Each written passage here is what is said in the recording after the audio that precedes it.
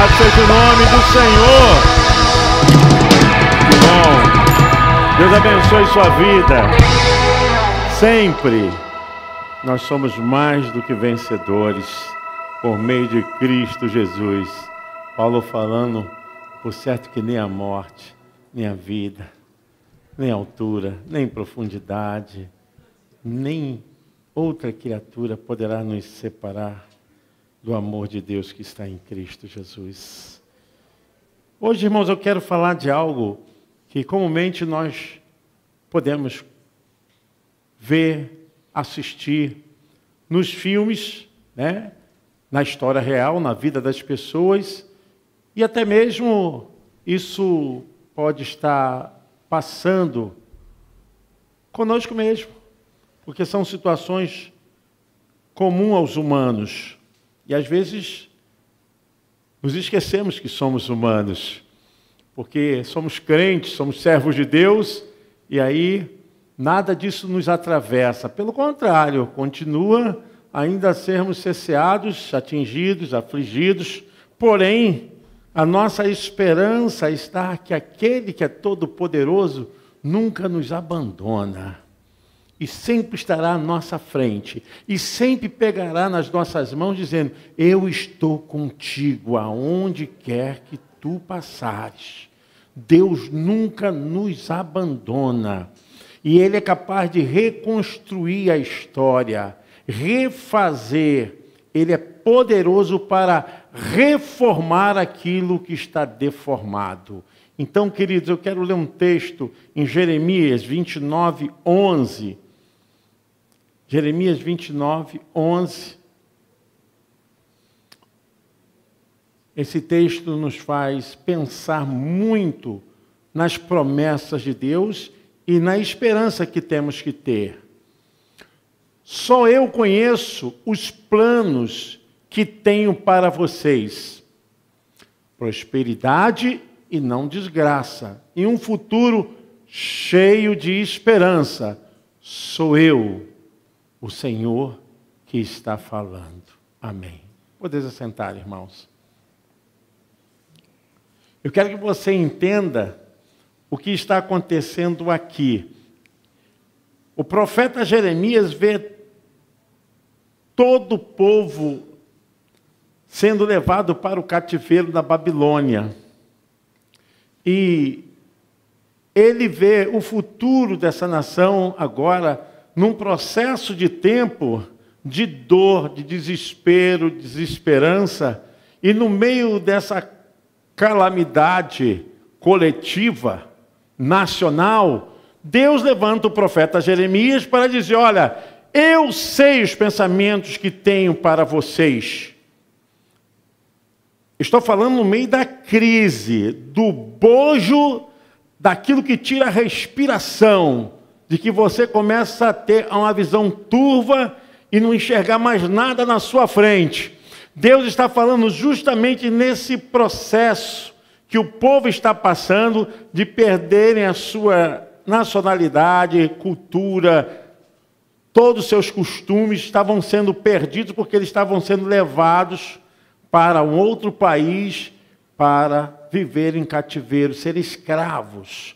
E nesse tempo, desse momento que o povo vive, Deus está falando para Jeremias, diz ao meu povo que eu vou reconstruir suas vidas, que eu vou refazer, eu vou reformar, eu vou fazer coisas novas no meio desse bojo de desespero, dessa calamidade de gritos, de perdas. Eu vou fazer coisas novas.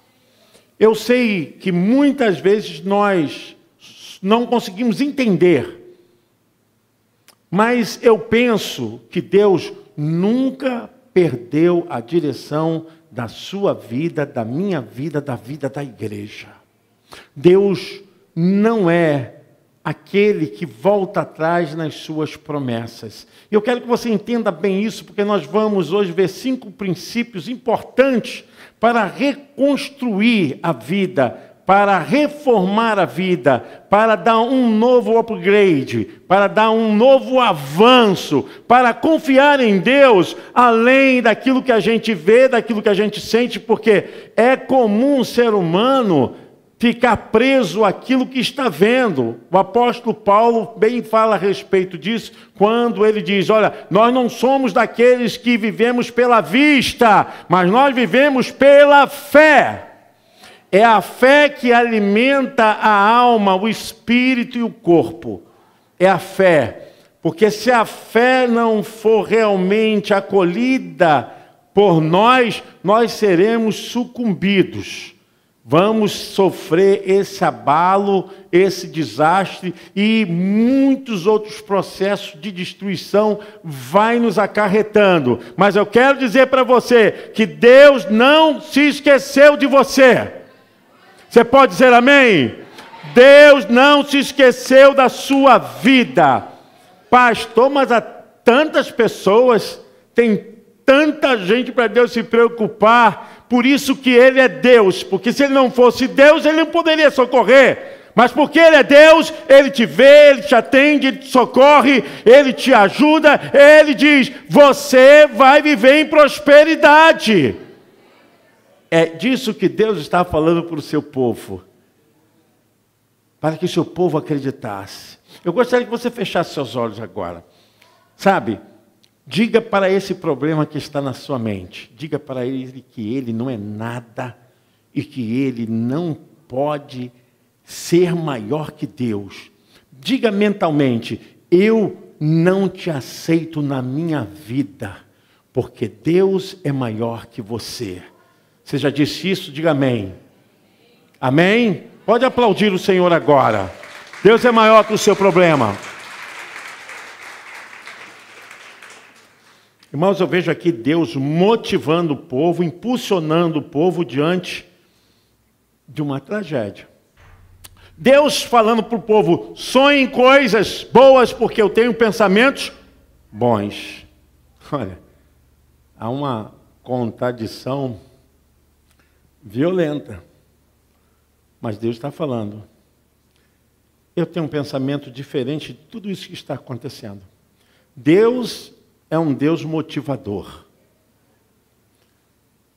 Se você tem uma pessoa poderosa, grandiosa para te motivar, se chama Deus.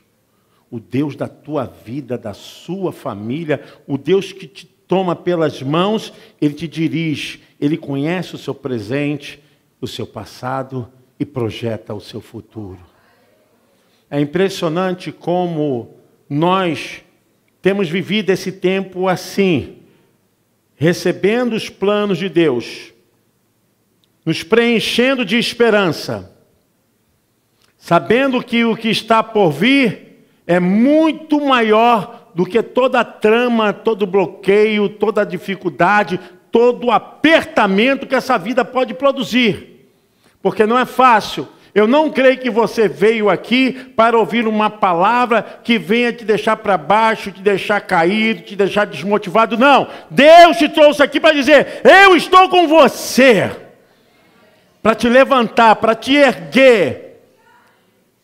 E eu penso nesses passos que daremos a respeito daquilo que Deus tem para nós. E Deus falou no meu coração, quando estava meditando nessa palavra, é tempo de reconstrução. Por isso eu pus o tema, reconstrua a sua vida. Reconstrua a sua vida. Levante a sua mão. Eu quero que você profetize sobre a sua vida. Eu vou reconstruir a minha vida. Diga isso. Eu vou reconstruir a minha vida. É um tempo de reconstrução. É um tempo de reparo. É um tempo de motivação. É um tempo de tirarmos todos esses apegos que nos levam para baixo e dizer, Senhor, eu estou voando como uma águia nas mãos do Senhor. E para isso nós vamos entender algumas coisas que Deus quer nos dizer. Eu vejo, irmãos, assim, em toda a Bíblia, uma das melhores qualidades do nosso Deus é que Ele sempre nos dá uma segunda oportunidade. Ele sempre gera em nós oportunidades de nos refazermos, de nos reconstruirmos. Muitas pessoas estão em profundo desespero. Muitas pessoas estão vivendo um tempo muito difícil. Mas eu quero deixar uma mensagem que vai ajudar você a reconstruir a sua vida. Eu quero te ajudar a entender, a você compreender que Deus tem planos maiores para você. Eu quero deixar uma mensagem que qualifique você como alguém especial para Deus. No meio de tudo isso, no meio de todo esse caos, no meio de todo esse desespero, Deus está dizendo para você, eu vou reconstruir tudo aquilo que eu tenho para a sua vida, eu vou fazer reparo. Qualquer que seja a fonte de experiência emocional destruidora, qualquer sentimento de perda de alguém, fracasso sentimental, crise, caos financeiro, dificuldade da família, qualquer problema físico, qualquer situação que possa atravessar-nos como o divórcio, separação, dor da alma. Eu quero dizer que esse tempo que Deus está dizendo, eu vou reconstruir a sua vida. Eu vou refazer coisas maravilhosas. Vou trazer coisas novas. No meio dessa crise, Deus profetiza que é tempo de reconstrução. Eu creio nisso. Deus é poderoso. O inimigo está falando que não vai, o inimigo está dizendo que você não vai adiante, está colocando até voz de profetas de maldição, vozes contrárias, mas você está ouvindo hoje da parte de Deus. É tempo de reconstruir a vida. Pensando nisso, irmãos, quero ministrar aqui alguns princípios que vão te ajudar a reconstruir sua vida. Uma das coisas que eu percebo que é uma dificuldade muito grande das pessoas enfrentarem esse bloqueio é porque estão sempre remoendo o passado. Estão sempre vivenciando aquilo que já se foi. Então, quero dizer, aceite aquilo que não pode ser mudado na sua vida. É duro isso. Alguém tem que ter coragem de dizer para você. Alguém tem que ter coragem de tocar nessa ferida e dizer, olha, é tempo de cicatrizar essa enfermidade. Porque toda vez que você olha para lá, você cutuca, sangra e nunca é curado. Você não pode mudar o passado. Nem eu. Não podemos mudar o clima, não podemos mudar escolhas de outras pessoas. Outras pessoas escolheram coisas e isso nos afetaram. O que eu posso fazer? Você não pode mudar a marcha em direção à morte que o corpo humano segue. Nós não podemos mudar. Aceitar significa parar de lutar contra o inevitável. Encararmos essa realidade pode ser difícil, mas é a realidade. Não adianta você ficar puxando uma corrente pesada com a bola de ferro e vivendo aquilo que você não vai mudar, não vai transformar. Porque aquilo que aconteceu, aconteceu. E nós precisamos lutar para que essa fase possa passar. Imagine só Deus falando para o seu povo, o povo sendo levado para o cativeiro, e naquele momento Deus falando, olha, eu vou fazer coisas novas, mas o passado vai ficar no passado. Eu quero dizer francamente para você, talvez você esteja deixando de avançar por causa disso. Deixando de granjear espaço e coisas maiores, tendo melhor felicidade, melhor energia, melhor condição espiritual por causa dessa situação. Você precisa aceitar o que você não pode mudar. Não gaste energia com coisas que nunca vão mudar. Aceitação impede muito sofrimento. Seja o que for que você esteja encarando e já tenha percebido que não é possível mudar, entregue a Deus. Entregue a Deus. Não lute. Deus sabe o que é melhor para você. Você pode dizer amém? Pare de se debater. Pare de se afogar diante desse clima, dessa situação que você não vai mudar. O que aconteceu, aconteceu. Seja o que for, entregue a Deus. Nunca se preocupe com coisas que estão fora do seu controle para serem mudadas. Cerca de 90% das coisas que nos preocupamos e sofremos é constituído por coisas que não podemos mudar. O ser humano, ele fica mais fissurado, embrenhado naquilo que não pode fazer, não pode mudar, do que numa nova perspectiva, numa nova esperança, para um processo que pode tirar esse sofrimento que ficou agarrado em sua vida.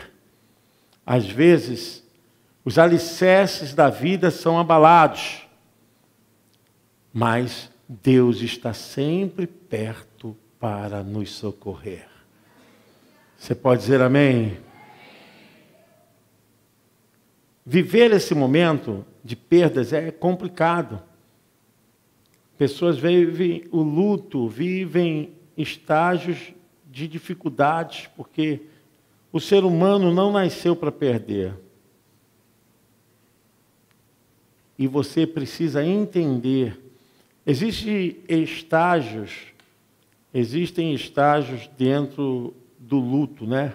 Porque as pessoas acham que o luto é simplesmente luto por perda, por morte.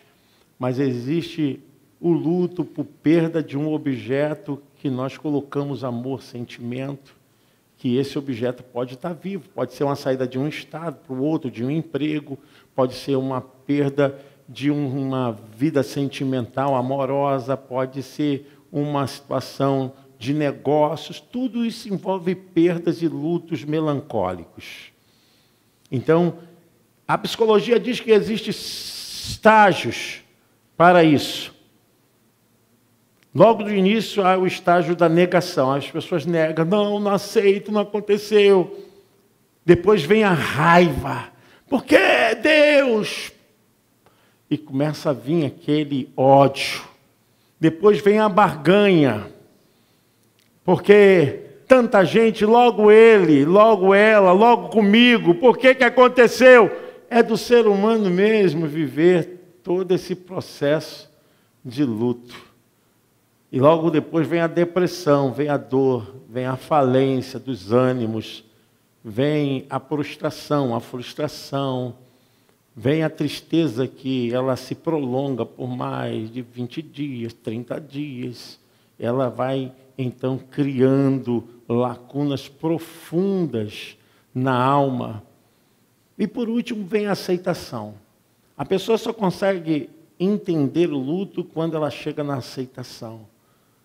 Aquilo foi importante, mas passou. Aquilo foi muito bom, mas eu não tenho mais. É aceitar. Deus estava falando para o seu povo, eu sei o pensamento que tenho a respeito de vocês. Você crê nisso? Eu não estou falando da minha carne, eu estou falando do espiritual. Eu estou falando da parte espiritual. Deus está falando para você. Você crê os pensamentos que Deus tem a seu respeito? Ele diz, eu tenho um pensamento de prosperidade. E hoje nós estamos vivendo esse tempo. É um tempo de nós continuarmos e vivermos uma vida confiando em Deus, passando por esse processo e sabendo, Senhor, eu sei que Tu és poderoso e que podes fazer infinitamente mais de tudo que eu possa pedir ou pensar. Deus está acima de tudo. Quando você vai se confinando, vai se encolhendo, Meu irmão, deixe isso para trás e viva uma vida de fé. Não adianta ficar contando, contabilizando, não adianta você agora tentar enumerar. Olha, crê em Deus, coloca, Senhor, está em tuas mãos, eu entrego agora o meu presente e o meu futuro nas suas mãos. Nós não vimos aqui por acaso. Deus nos trouxe essa casa espiritual para falar às nossas almas que nós precisamos entender que Ele é que dirige, é Ele que está na frente, Ele que sabe o que é o melhor para nós. Você pode aplaudir o Senhor? Louvado seja o nome do Senhor. Aleluia. A segunda coisa que eu quero que você entenda, tá? Tome consciência de que você foi criado para algo muito maior que a ruína. Nós fomos criados por Deus para algo muito maior do que a ruína. Para de tentar mudar os outros enquanto você é que tem que mudar. As pessoas querem controlar, manipular, cessear as pessoas para que elas sejam como elas querem. Não. Mude você. Comece a entender que nesse processo, quem tem que fazer a diferença não é o outro, é você. Se você começar a ter consciência, esse autoconhecimento que você foi criado para algo muito maior do que tudo que está te cercando. Mude a si mesmo. Você pode mudar a sua atitude. Você pode mudar seus hábitos.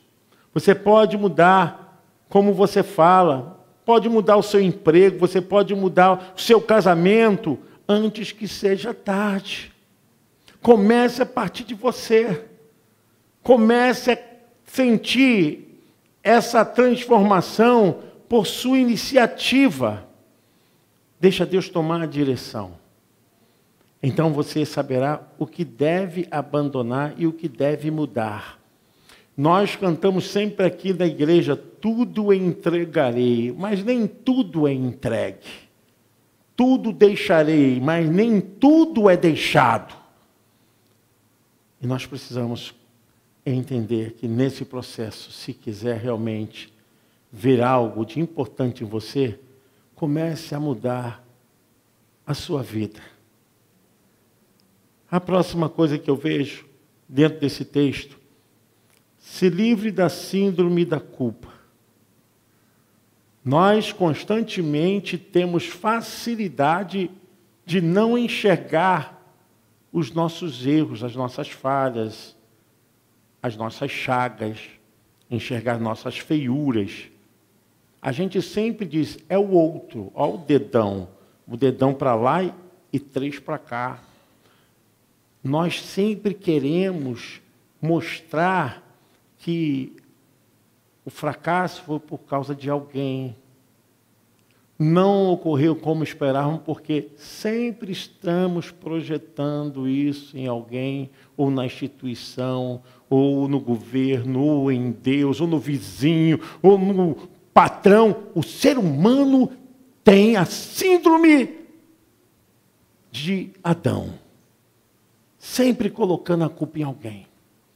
E eu quero que você entenda que quando você começar a parar com esse espírito de apontamento, você vai ver que a sua vida vai passar a ser aquele que controla e dirige debaixo de Deus e deixar de ser vítima dos seus algozes. Deixe de ser vítima e passe a ser protagonista da sua história. Escreva a sua história do jeito que você quer, como você pensa. Se você quer que isso aconteça, faça! Se você quer realmente isso, comece a se dedicar para alcançar isso. É muito fácil a gente botar a culpa no pai, na mãe, no patrão, na esposa, no esposo, e culpa no governo, e você não faz absolutamente nada. para que isso se mude. Se você quer realmente uma vida reconstruída, pare de acusar as pessoas. Se livre dessa síndrome maldita, porque ela só traz sofrimento, ela só traz bloqueios. Seja protagonista, seja proativo, decida, transforme a sua vida, seja você o autor, o diretor da sua história. A culpa não traz cura, irmãos. Sempre machuca. A culpa sempre rompe relacionamentos. A culpa não traz união, só traz divisão. Só divide. Nunca constrói, somente destrói. A culpa nunca resolve problemas, somente aumenta os problemas. E eu quero que você receba essa palavra através do mundo espiritual. Deus está falando, pare de usar a sua língua para culpar. Se livre dessa síndrome da culpa. Porque Jesus já carregou essa culpa. Ou nós entendemos a obra que Jesus fez, que ele realizou, ou vamos ficar sempre dominados por esses sentimentos. Eu quero que você entenda isso. Pare. Tem gente que culpa todo mundo, culpa até a Deus. Porque Deus permitiu, Deus. Existem leis nesse universo que permeiam o ser humano, permeiam a terra, permeiam as ações, os pensamentos. Pessoas fazem coisas erradas, depois Deus. Pare de ficar culpando.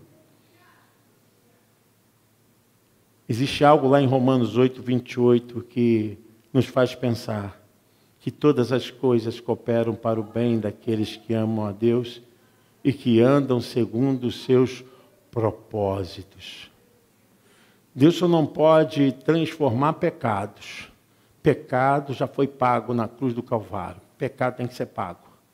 Agora, situações, circunstâncias, lutas, são coisas que nós temos que crer. Deus está no controle. Deus está dirigindo a minha vida. O homem só se torna um fracasso depois que começa a culpar as outras pessoas.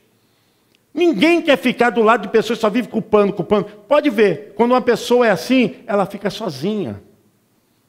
Porque esse espírito alimenta, fomenta um sentimento de um ambiente pesado. É difícil uma pessoa que esteja somente vivendo essa síndrome da culpa ter companhias, sempre é sozinha. Esse sentimento de culpa só produz desgraça. Eu quero que você olhe para você mesmo. Olhe para si mesmo. Veja o que pode melhorar.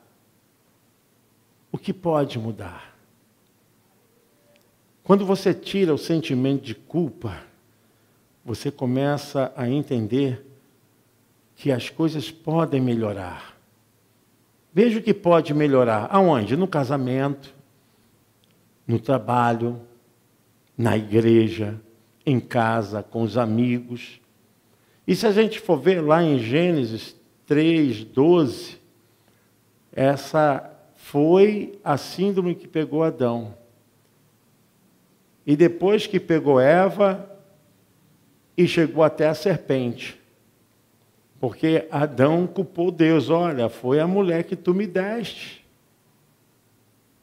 E Eva, para se defender, porque é muito comum o ser humano se livrar e não assumir o seu erro, botar a culpa nos outros. Gente, isso é uma coisa vergonhosa. Assuma os seus erros, assuma as suas falhas. Falha como marido, falha como esposa, falha como empregado, como empregador, falha como membro, como pastor, seja o que for, assuma. Pare de ficar apontando. Eu não estou falando isso que seja uma licenciosidade para você fazer besteira e ficar dizendo, eu errei. Não, estou falando isso não.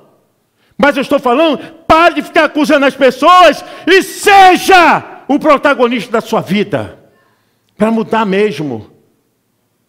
Deixe de apontar.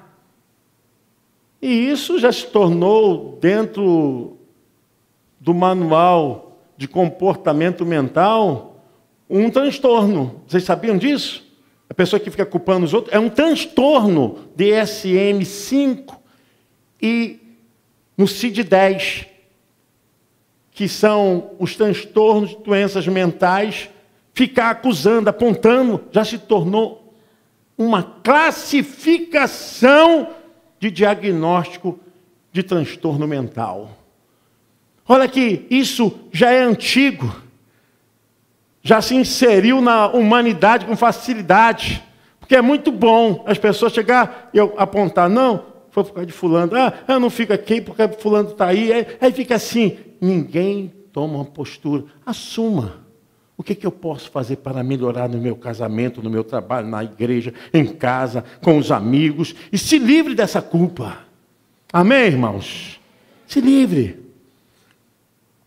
Só faz aumentar o que é errado quando não entendemos que o caminho para a vitória é a consciência, é a confissão, é o abandono da culpa. Quando você estiver errado, admita. Quando estiver certo, não precisa ficar repetindo. Depois que confessou o seu erro, depois que reconheceu, pare de ficar se condenando. Porque a Bíblia diz que Ele levou sobre si as nossas dores e os nossos pecados. Isso é transformador. Próximo passo, faça a maior descoberta da sua vida. Saiba quem é você. Você é filho de Deus, amém? Você pode aplaudir o Senhor? Você é filho de Deus.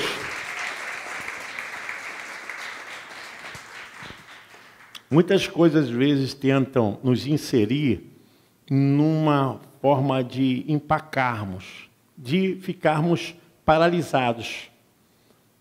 Mas eu quero dizer que isso são sentimentos humanos.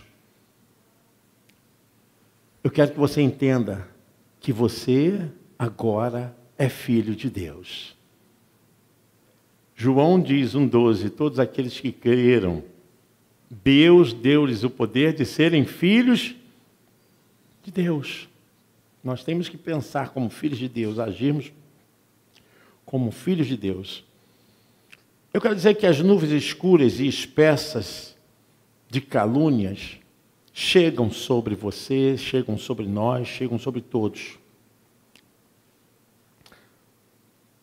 E a gente precisa entender que esse tipo de calúnias pode dominar a nossa mente, como apontando-nos, você é um derrotado, seu casamento é um fracasso, é um fiasco. Eu quero dizer, não importa o que aconteceu na sua vida, você é a maior coisa maravilhosa que Deus criou. Não importa o que aconteceu na sua vida. Pastor, eu fui humilhado, fui envergonhado. Pastor, eu perdi tudo. Pastor, eu passei por uma situação de constrangimento forte. Não importa, levante a sua cabeça, porque o que Deus está falando agora para você é que você é a causa mais importante que Ele se preocupa.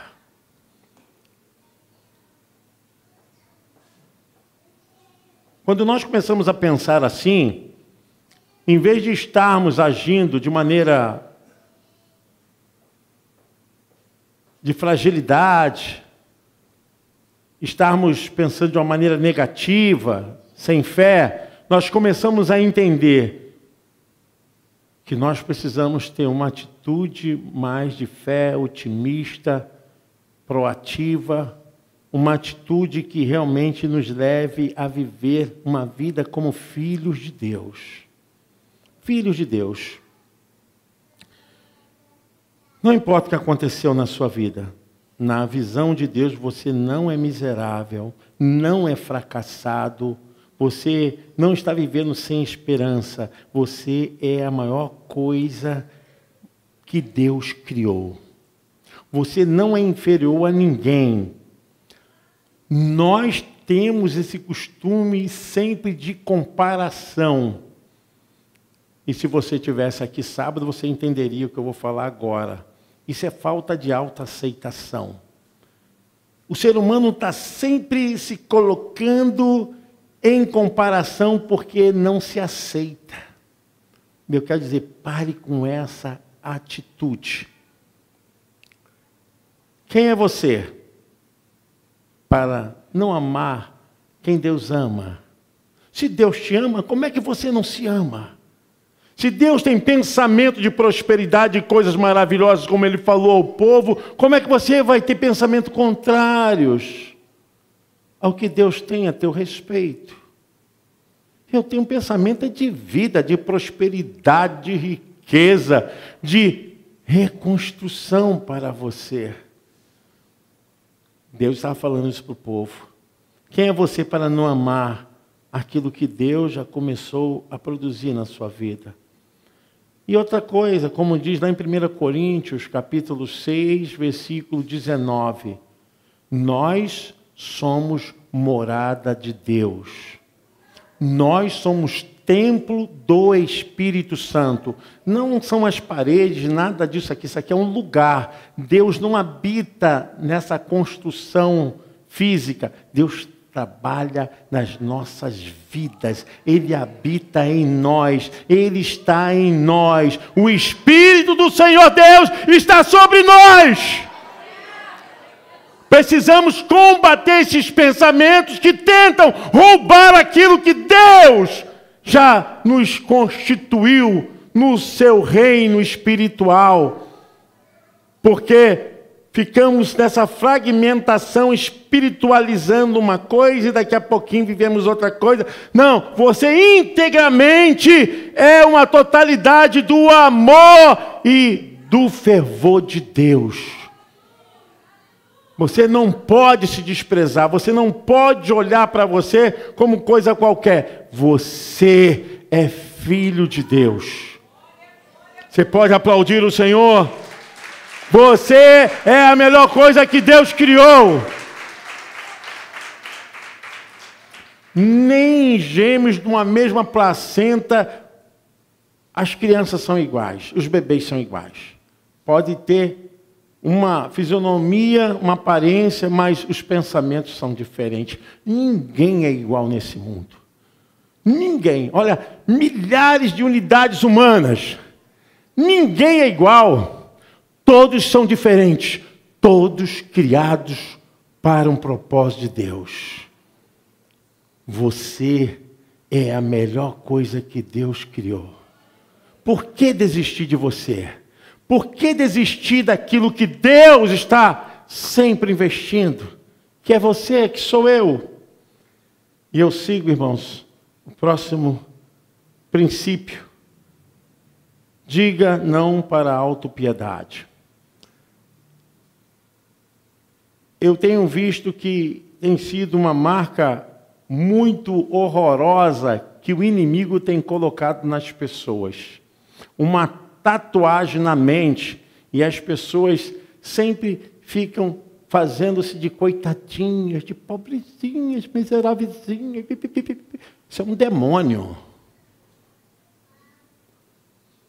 São pessoas que começaram a viver de atendimento das outras pessoas, se colocando como pobrezinhas, desgraçadinhas. Enquanto isso estiver atuando na sua vida, você não vai entender o propósito que Deus tem para você. Enquanto você estiver alimentando esse espírito de autopiedade, de flagelamento.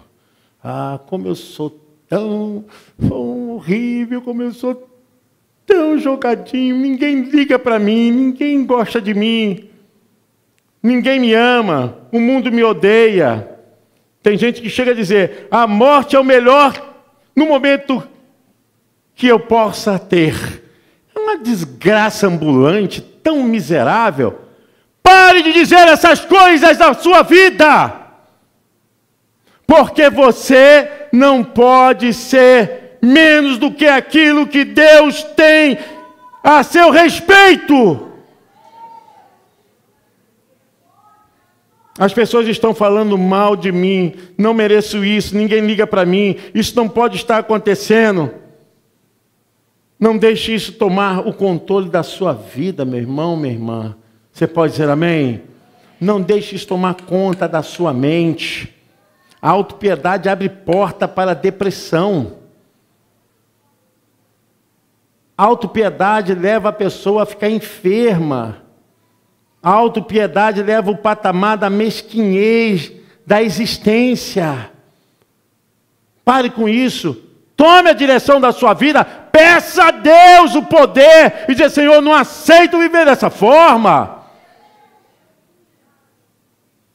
Diga não à autopiedade. E convide a presença do poder de Deus para a sua mente. Uma das coisas que eu falei aqui no nosso curso sábado passado, que a mente humana, ela repete aquilo que é imprimido nela. Nós não nascemos inteligentes, nós nos formamos e recebemos conhecimento. A mente, ela vai seguir aquilo que você está colocando nela. Se você diz que você é um miserável, que ninguém liga para você, o seu corpo, toda a formação da sua vida vai se tornar para essa envergadura. Os seus pensamentos vão então fazendo neuroplasticidade dos seus neurônios. Você vai começar a produzir menos hormônios da felicidade. Você vai começar a ter atitudes, né? Já viu como quando a pessoa está coitadinha? Coitadinha está...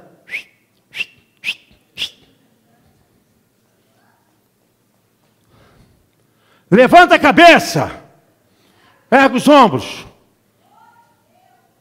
e começa a declarar: eu não posso ser menos do que aquilo que Deus tem a meu respeito. Eu sei o pensamento que tenho a respeito de vós. É pensamento de prosperidade, de vida, de abundância. Não são as circunstâncias que vão declarar, que vão então agora me envelopar nesse momento de desgraça, de autopiedade. Você pode dizer amém? Não se deixe dominar por isso. Lute contra a sua mente que tenta te levar para esse caminho. Não aceite.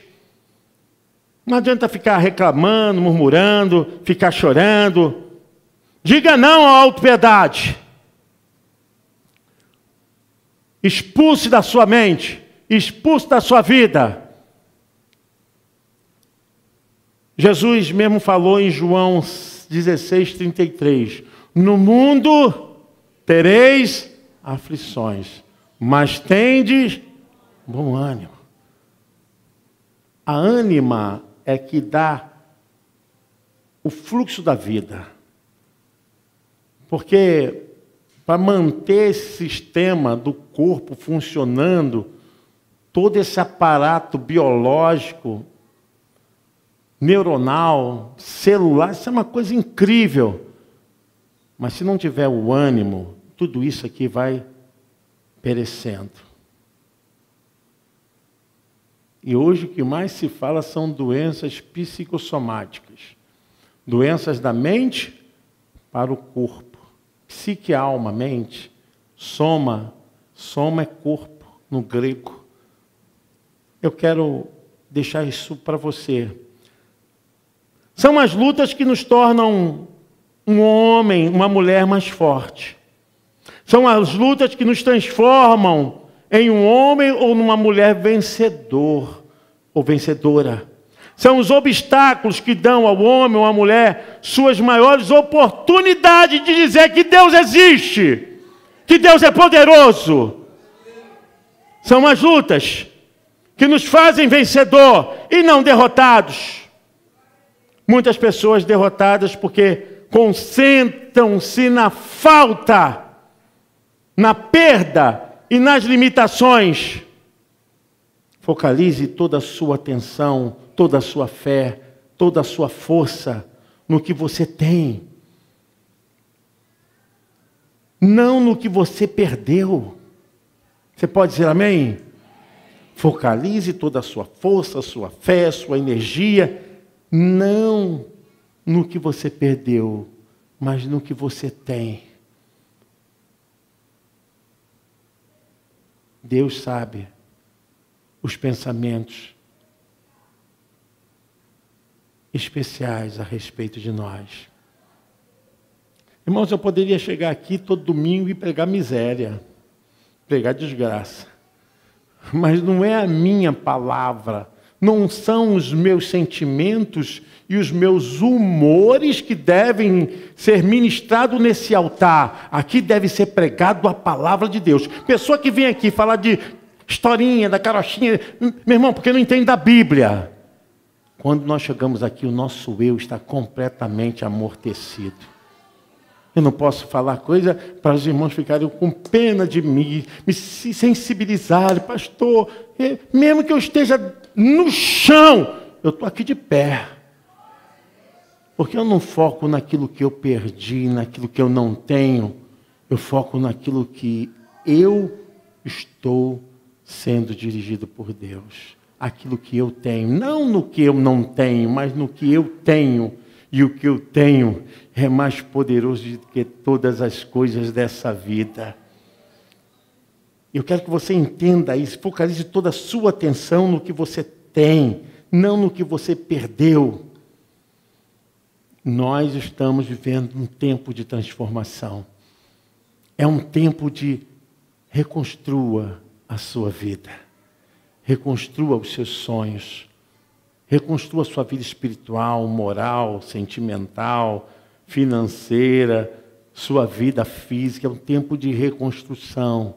Se a Estela puder colocar novamente Jeremias 29:11, eu quero repetir esse texto.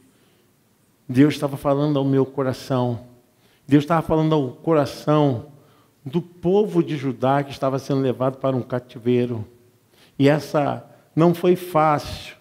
Foram várias deportações. Jeremias viu todo o processo de dor, de morte, de desespero, o cerco que Nabucodonosor fez em Jerusalém. Isso dá uma história para a gente ter uma aula magna aqui, de ficar um dia inteiro falando desse cerco. Jeremias viu toda a tristeza. Por isso que tem no livro de Jeremias lamentações de... Por que tem lamentações de Jeremias? Por quê? Não é Silvio Santo não, mas eu dou um 10. Porque Jeremias viu a dor do povo sendo deportado. Por isso que existe lamentações, choro, dor, tristeza de Jeremias. E vê o povo sendo... E no meio desse momento todo Deus diz: só eu conheço os planos que tenho para você. Você pode levantar sua mão? Eu quero ler para você. Só eu conheço os planos que eu tenho para você. Prosperidade e não desgraça. E um futuro cheio de esperança. Sou eu, o Senhor, que está falando. Recebe, meu irmão! Recebe, minha irmã! Em nome de Jesus! Recebe! Aleluia! Aleluia! Nós somos o povo de Deus. E não vão nos abater. Precisamos nos levantar. Nós temos um tesouro em vaso de barro. O Senhor está conosco, irmãos. O Senhor é a nossa força. Estava pensando a respeito do quanto Deus quer falar ao seu coração. Eu sei que tem coisas, irmãos, que a gente tem que se humilhar mesmo. Mas eu fico pensando o seguinte: engraçado que pessoas não têm vergonha de se humilharem para os homens, né? Para ir pedir. Eu me recordo que as pessoas fazem até fila, né? Para poder falar com alguém lá, para poder receber alguma coisa. Mas não se humilha na presença de Deus.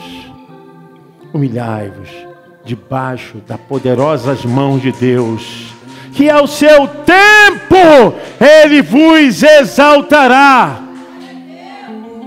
Ele que conhece, Ele sabe com o que você está passando, Ele sabe, mas não se desespere. Eu quero que em nome de Jesus, você venha nesse altar, mas venha nesse altar, mas venha com fé.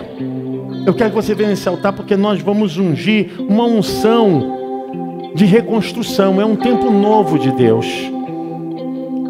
Você pode vir em nome de Jesus, porque nada vai te impedir. Eu sei que tem coisas que ficam pesando.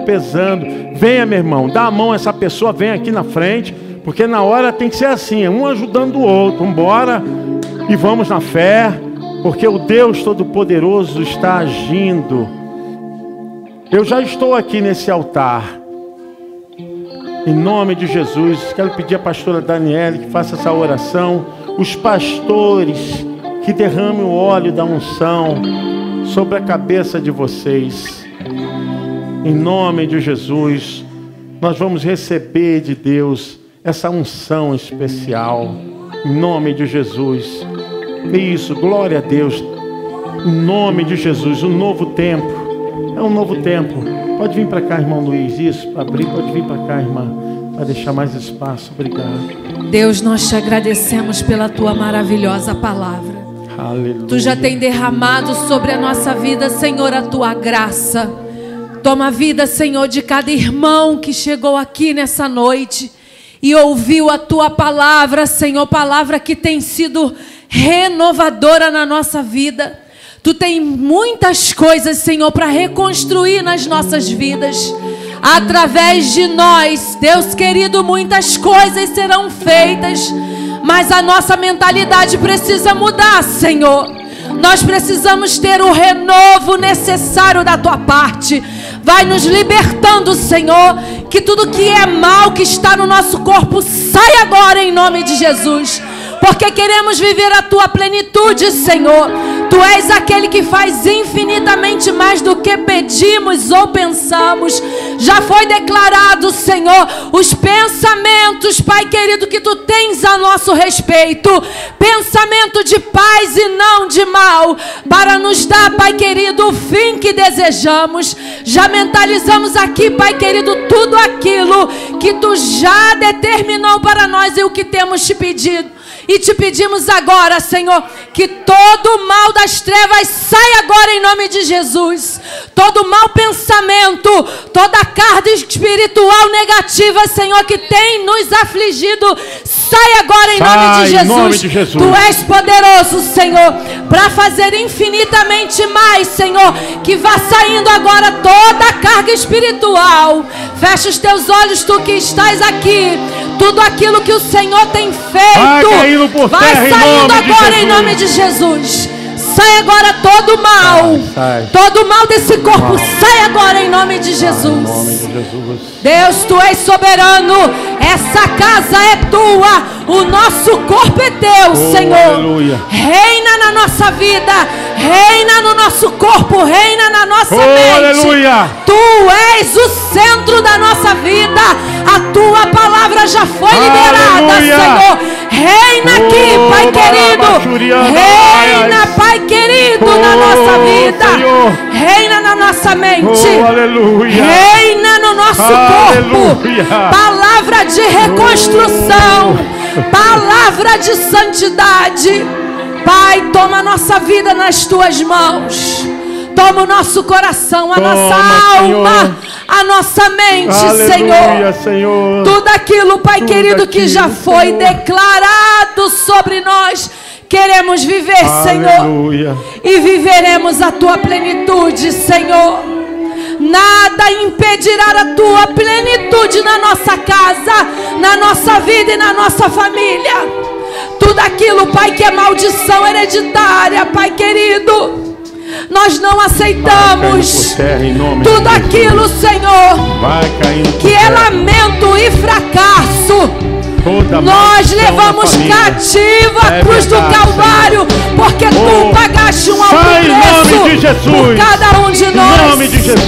Que vá saindo em nome de Jesus tudo aquilo, Senhor, que faz com que o teu povo venha enfermar na alma. Pai querido, nos liberta. Nos liberta por completo. E tu és poderoso, Senhor, para nos curar. Nós te agradecemos pela tua palavra. E que seja selada essa unção que foi derramada sobre as nossas cabeças. em o nome santo de Jesus. Amém. Graças a Deus. Meu irmão, minha irmã, pode aplaudir ao Senhor. Antes de você voltar para o seu assento, levante a sua mão para esse altar. Repita comigo assim: meu Deus, hoje eu recebi a unção para a reconstrução da minha vida. Em nome de Jesus. Amém.